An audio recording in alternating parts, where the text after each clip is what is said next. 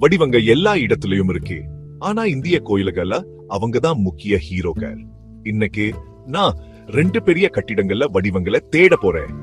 பிஷ்ணுபூர் சுடுமண் கோயில்கள், தஞ்சாவூர் பிரகதீஸ்வர் பெரிய கிரானைட் கோயில்.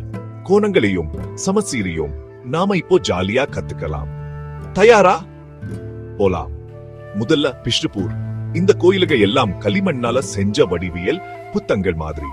சுவர்களை பாருங்க, வட்டங்க, சதுரங்க, நட்சத்திரம் மாதிரி பூக்கள். ஓடுகள் திரும்ப திரும்ப வந்து ஒரு தாளத்தை உருவாக்குது. இதுதான் டெஸ்ஸலேஷன். ஒரு ஓட்டை மட்டும் பாருங்க, அதுக்கு நடுவுல ஒரு சம்சீர் கோடு இருக்கும்.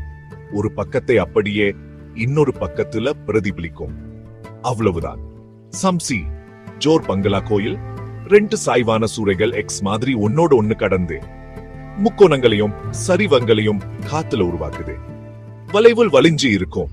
ஆனா ஓரங்க தூங்களோட நேர்கோணங்கள்ல 90 டிகிரி கோணத்துல சந்திக்கிறதால கட்டிடம் உறுதியா நிக்குது.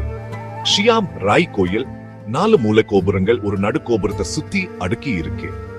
இது சுழற்சி சமச்சீர் 90 டிகிரி திருப்பினாலும் அதே மாதிரி தான் தெரியும். ரஸ்மஞ்சாவின் படிக்கட்டு வடிவம். உள்ளுக்குள்ள சின்னதாகிற சதுரங்க யோசிச்சு பாருங்க. பலகை பலகையா செஞ்ச பிரமிடு மாதிரி. ஒவ்வொரு படிக்கும் ஒரு வடிவத்தை திரும்ப திரும்ப காட்டுது. இதான் ஸ்கேல் சமச்சீர். அப்புறம் அந்த ஓரங்கள், சின்ன வைரங்கள், தாமரை இதழ்கள், செவ்ரான்ஸ் இவையெல்லாம் ஒரு கதையை சொல்லும் பல கோணங்கள். பக்கங்களை எண்ணுங்க, வடிவத்தை கண்டுபிடிங்க. நீங்க வடிவியலை படிக்கிறீங்க. இப்போ அடுத்ததுக்கு போலாம். பிரகதீஸ்வர் கிரானைட் பிரம்மாண்டம் வடிவவியல். முழு வளாகமும் ஒரு உறுதியான அச்சில் இருக்கு. நுழைவாயில இருந்து கருவறை வரைக்கும் ஒரு நேர்கோடு போடுங்க. எல்லாமே இடது பக்கமும் வலது பக்கமும் சமமா இருக்கும். இதுதான் கட்டிடக்கலையில இருபக்க சமச்சீர். கருவறையின் அடிப்பதி ஒரு சதுரம். ஒரு தெட்டுக்கு மிகவும் நிலையான தூடி வடிவம். விமானா. பெரிய கோபுரம் மேல போங்க. சின்னதாகுற செவ்வங்களின் அடுக்குகதா. ஒவ்வொரு அடுக்கிலும் ஒரே மாதிரியான சாய்வு இருக்கு. அதனால முக்கோணங்கள் தான் இந்த கோபுரத்தோட வடிவம். நேர்கோணங்கள் தாழ்வாரங்களையும் பீடிங்களையும் உருவாக்குது. இணைக்கோடுகள் வரிசையா போகுது.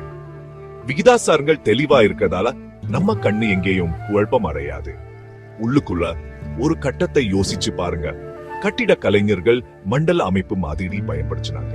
தரையே சதுரங்களா பிரிச்சு கதவுகள், மாடங்கள், சுவர்கள் எல்லாம் அந்த கட்டத்தில் வச்சாங்க.